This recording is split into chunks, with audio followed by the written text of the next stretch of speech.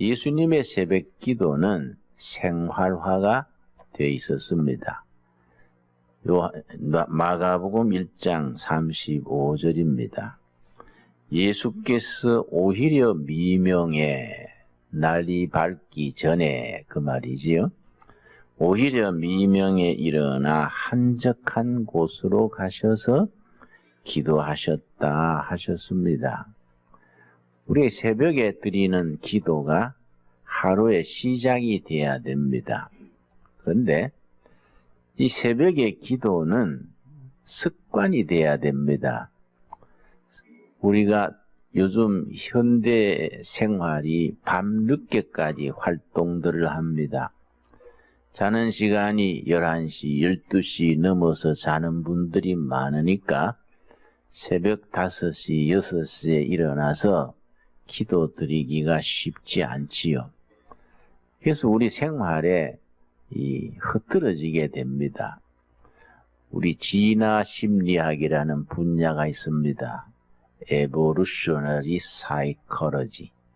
인류가 수십만 년, 수만 년 길고 긴 생활에 몸에 체득된 생태의 습관이 있습니다. 전기가 나오기 전에 수만 년, 수십만 년 동안 인류는 해지면 초저녁에 자고 새벽에 일어나서 활동했습니다. 그래서 사람들의 DNA 속에 이른 저녁에 자고 이른 새벽에 일어나는 것이 이 DNA 속에 배어 있는데, 현대 생활을 하면서 늦게 자고 늦게 일어나고 또 밤에 일하고 낮잠 자고 이러니까 우리 몸에 난조가 일어나는 거지요. 의학 용어로 말하자면은 호메오스타시스 그래요. 몸의 균형 상태가 무너지는 겁니다. 그래서 몸이 체득된 습관이 없으니까 몸이 찌부둥하고 늘 몸살기가 있는 것 같고 또 여러 가지 성인병이 생기고 자기의 하나님이 주신 건강과 행복, 역량을 다 발휘를 하지는 못합니다. 근데 심리학자들이 연구에 의하면은 사람이 그렇게 혼란해진 습관을 바로잡는데 최소한도로 필요한 날짜가 3주간 20일이라고 합니다. 예를 들어서 아침 7시 지나서 일어나던 사람이 다짐을 하고 나는 새벽 5시에 매일 일어나겠다. 딱 결심을 하면은 그 결심을 어떤 방법을 쓰든지 21일간 3주간 동안에 철저하게 지켜야 된다는 겁니다. 그러면은 21일 동안에 몸 안의 시계가 변합니다. 바이오 크락 그래요. 혹은 바이오 리듬 그럽니다. 생체 시계, 생체 리듬이 21일 동안에 바뀌는 겁니다. 처음에는 아침 7시 넘어 일어나던 사람이 새벽 5시에 일어나면은 몸이 찌부둥하고 정신 집중이 안 되고 몸살기가 생기고 몸의 반응이 안 좋습니다. 그럼에도 불구하고 21일간 계속해서 같은 시간 꼭꼭 지켜서 일어나면은 3주 동안에 몸의 리듬이 바뀌는 겁니다. 생체 시계가 바뀌어서 3주간 뒤에는 5시에 자동적으로 일어나게 되고 낮 동안에 몸이 상쾌하게 되는 겁니다. 이런 걸 우리가 습관을 들여야 됩니다. 누가복음 22장 39절에 보면은 예수님의 기도는 습관이었다 그랬습니다. 예수님께서 습관을 따라 감람산에 가셔서 기도하셨다 했는데 이번 4월달 특별 새벽기도 기간을 보내면서 꼭 새벽 아침 기도가 습관으로 바뀔 수 있게 되기를 바랍니다. 하나님께서 분명히 아까 말씀드린 바대로 새벽에 도우시리로다. 그 새벽 시간에 그 얼마나 우리가 소중한 시간입니까? 일본의 그 노무라 마사키라는 분이 있습니다.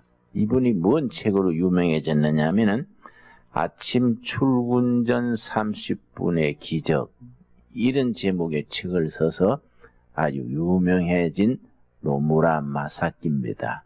그 책에 뭐라고 썼느냐 하면은 새벽 시간에 1시간은 저녁 낮에 3시간과 맞먹는 집중력 효과가 있다는 겁니다. 그래서 새벽에 늦잠 자는 사람하고 저녁에 일하는 사람은 벌써 3시간을 손해보는 거이지요.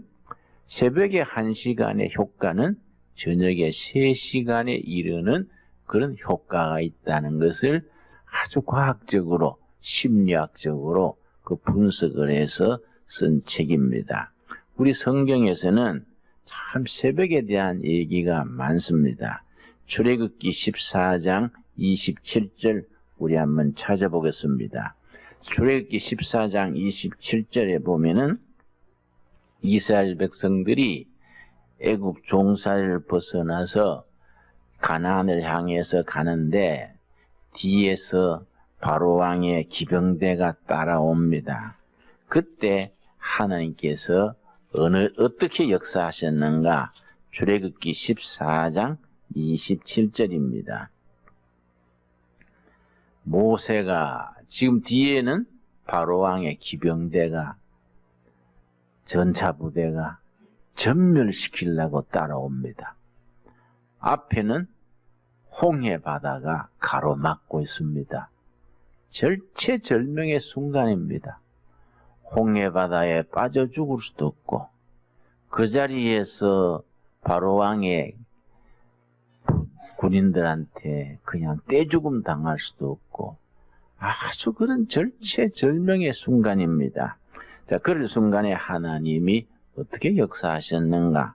출애굽기 14장 27절입니다.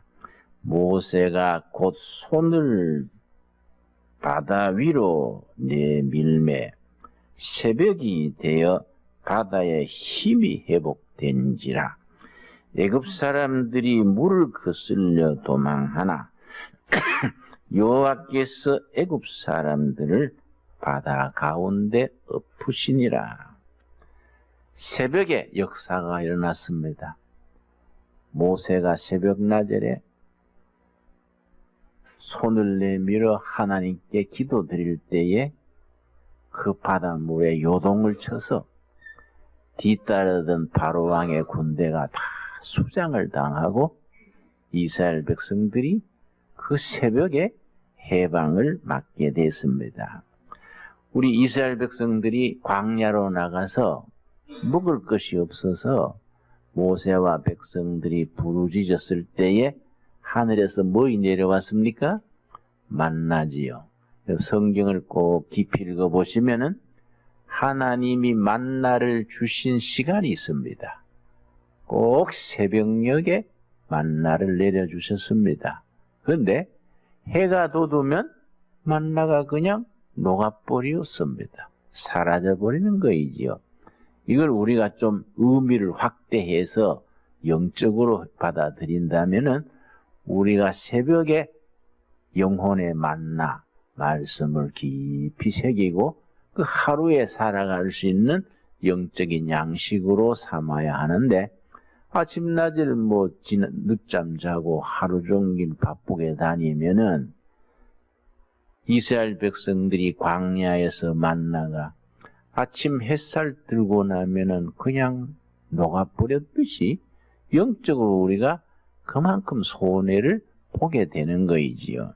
여러분, 우리들이 영혼의 만나, 우리 영의 양식을 꼭 새벽에 우리가 흡수해서 하루를 하나님의 뜻에 합당하게 살아가는 그런 4월달이 될 수 있게 되기를 바랍니다.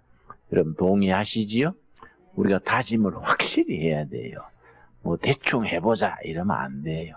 4월달은 우리가 한번 어떤 대가를 치르더라도 새벽 시간은 하나님 앞에 드린다. 이런 다짐을 해야 됩니다. 그래서 성경을 쭉 읽어보면요, 위대한 역사들이 꼭 새벽 시간에 일어납니다. 여호수아서 6장 15절을 보겠습니다. 여호수아서 6장 15절 말씀. 우리가 익히 아는 말씀인데 그걸 관심을 깊이 기울이지 못하고 놓쳐버리는 부분이 있습니다. 6장 15절 말씀. 자, 이스라엘 백성들이 여리고 성을 허물어뜨릴 때입니다. 여리고 성이 참 대단히 중요합니다. 가나안으로 들어가는 첫 성이 됩니다. 여리고 성 공략에 실패하면은 가나안 땅 정복이 수포로 돌아가기 쉽습니다. 그 중요한 여리고 성을 무너뜨려야 하는데, 여리고 성을 어떻게 어느 시간에 무너뜨리게 됐는가? 6장 15절 말씀. 일곱째 날 새벽에 그들이 일찍 일어나서 전과 같은 방식으로 그 성을 7번 도니, 그 성을 7번 돌기는 그날 뿐이었더라. 여리고 성을 하루 한 바퀴씩 돌면서 6일 동안 지냈습니다. 7일째는 새벽에 일어나서 이스라엘 백성들 전체가 새벽에 일어나서 여리고 성을 7바퀴를 돌고 크게 외쳤습니다. 그랬을 때 그 성이 어떻게 됐습니까? 20절 말씀. 이에 백성은 외치고 제사장들은 나팔을 불매 새벽녘에 여리고 성을 7바퀴 돌고서는 외치고서 나팔을 불었습니다. 백성이 나팔 소리를 들을 때에 크게 소리 질러 외치니 성벽이 무너져 내린지라. 백성이 각기 앞으로 나아가 그 성에 들어가서 그 성을 점령하고, 여리고 성이 허물어진 시간이 어느 때라고요? 새벽입니다. 새벽에 그 성을 7바퀴 돌고 7바퀴째에 힘을 합쳐서 여호와의 영광을 소리 지르니까 성이 허물어져 내렸습니다. 하나님께서 새벽에서 역사하신 겁니다. 여러분, 예수님이 부활이 새벽에 부활하신 것은 우리가 더 말할 나이가 없지요. 우리 기독교에 두 기둥이 있습니다. 십자가의 어두운 밤을 거쳐서 부활의 새벽을 맞습니다. 부활의 새벽이 오려면은 십자가의 어두운 밤이 거쳐야 합니다. 그래, 우리가 이렇게 반문해 볼 수 있습니다. 밤이 왜 깊어집니까? 새벽이 오려고 깊어집니다. 겨울을 지나고 이제 봄을 맞았는데 인생의 겨울이 왜 옵니까? 봄이 오려고 겨울이 있는 겁니다. 다른 말로 표현하면은 불경기가 왜 있습니까? 개인이나 나라나 불경기가 왜 있습니까? 호경기가 오려는 겁니다. 내가 이 나이까지 살아보건대 한 가지 깨달은 게 있습니다. 좋은 일도 나쁜 일도 반드시 단체로 옵니다. 그거 신기합니다. 나쁜 일이 한두 가지 오는 게 아니라 꼭 짝을 지어서 단체로 옵니다. 나쁜 소식이 하루에 두 가지, 세 가지, 며칠간 계속해서 나쁜 소식이 옵니다. 그럴 때에 영적으로 분별 못하면은 낙심해버리고 포기해버리고 아이고 될 대로 되라 하고 주저앉게 됩니다. 근데 그럴 때 우리가 기도해야 될 때지요. 그럴 때 새벽에 여호와께서 도우시리로다 이 말씀 붙들고 새벽 미명에 나가서 기도하시던 예수님처럼 간절히 주님 앞에 부르짖을 때에 단체로 오던 나쁜 소식이 단체로 좋은 소식으로 바뀌는 겁니다. 그래서 그걸 몇 번 경험을 하고 나면은 감을 잡게 됩니다. 이런 일 저런 일 나쁜 일이 생기면은 그 낙심하고 스트레스 받지 않고 이거는 좋은 소식이 올 징조로구나. 요곱이 넘기면은 좋은 소식이 단체로 올 조짐이로구나. 오히려 위로받는 겁니다. 또 반면에 좋은 일이 자꾸 생기면 이거 조심해야겠는데 나쁜 소식이 또 단체로 올 조짐이로구나. 좋은 소식이 막 급조오면은 겸손하게 조심하게 되고 나쁜 소식이 이것저것 막 터지고 어려우면은 하나님께서 좋은 소식을 주시려고 나를 준비 운동 시키시는구나. 이런 영적인 분별을 하게 됩니다. 그런 분별 속에서 우리가 하나님 앞에 영광 돌릴 수 있게 되기를 바랍니다.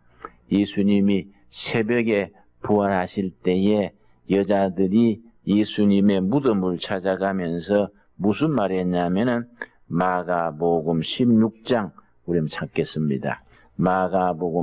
마가복음이 사복음서 중에서 제일 먼저 쓰여진 복음입니다.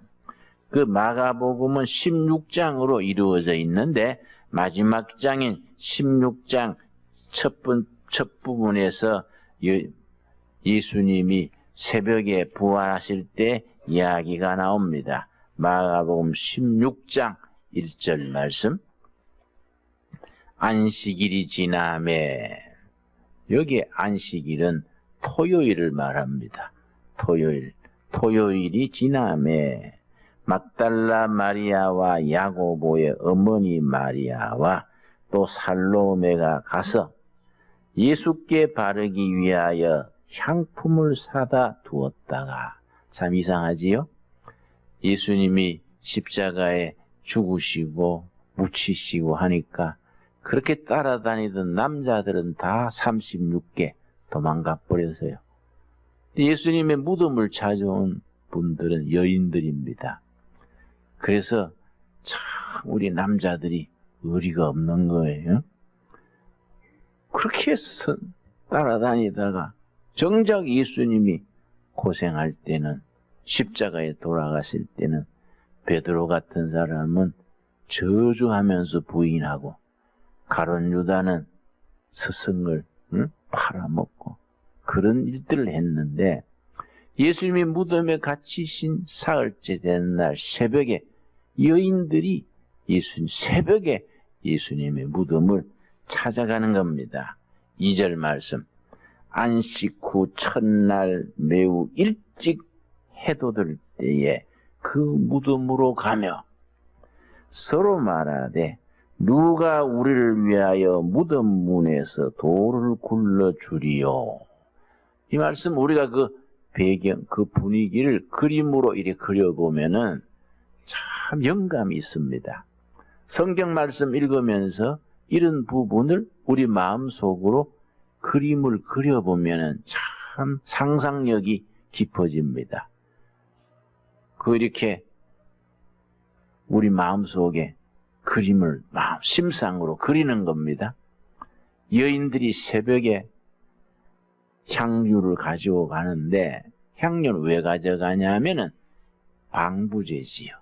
시체가 오래 갈 수 있게 하려고 방부제를 가지고 그 사랑하는 예수님한테 시체나마 좀 오래 갈 수 있게 발려드리려고 향유를 가져가는데 그 유대나라는 무덤이 땅의 매장이 아니거든요.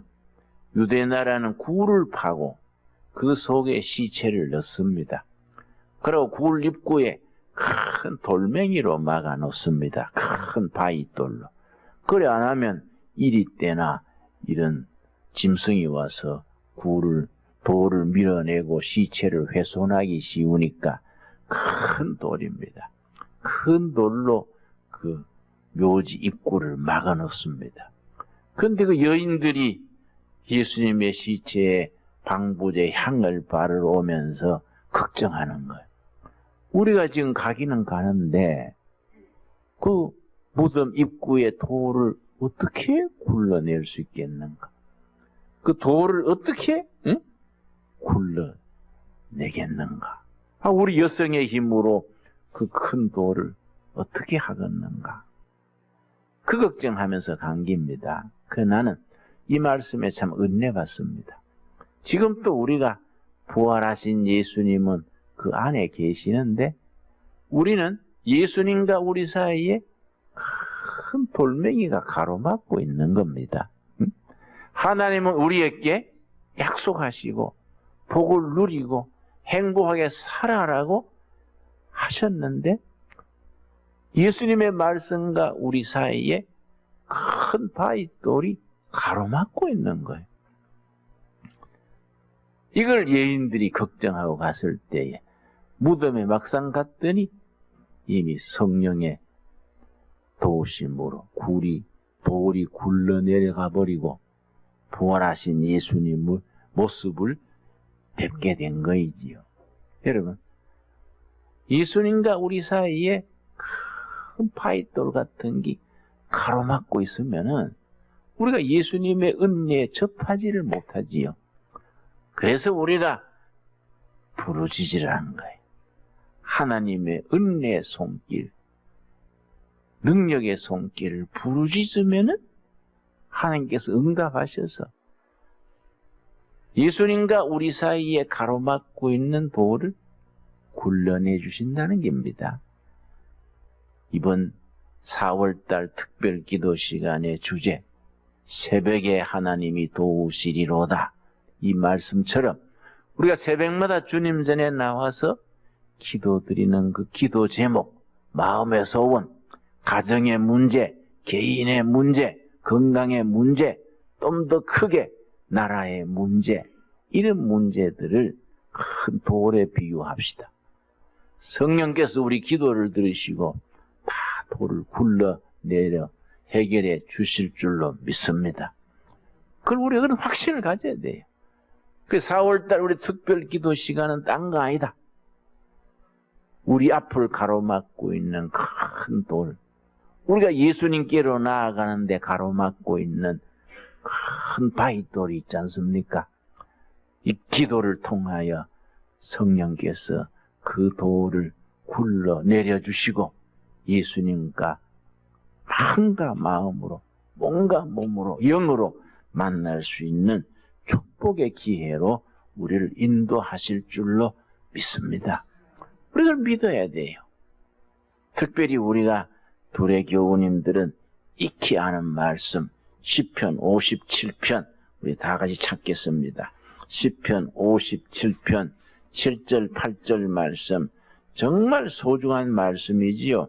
시편 57편은 영감이 넘치는 창입니다. 아주 참 다윗이 영적 충만한 상태에서, 영감이 넘치는 상태에서 쓴 영적인 시지요. 시편 57, 그러고 작은 글자가 있지요.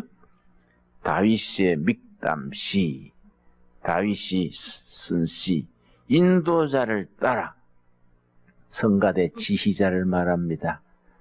시편은 구약시대의 찬송이니까 인도자에 따라 알다스에세 맞춘 노래, 예를 들어서 아리랑 곡에 맞출 것, 찬송가 몇 장, 4줄 가까이 곡에 맞출 것, 그런 식이지요.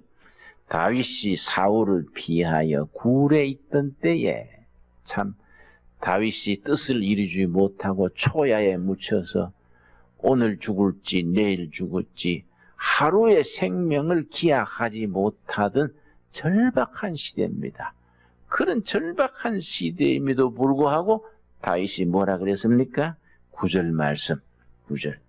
주여, 내가 만민 중에서 주께 감사하오며 뭇 나라 중에서 주를 찬송하리이다.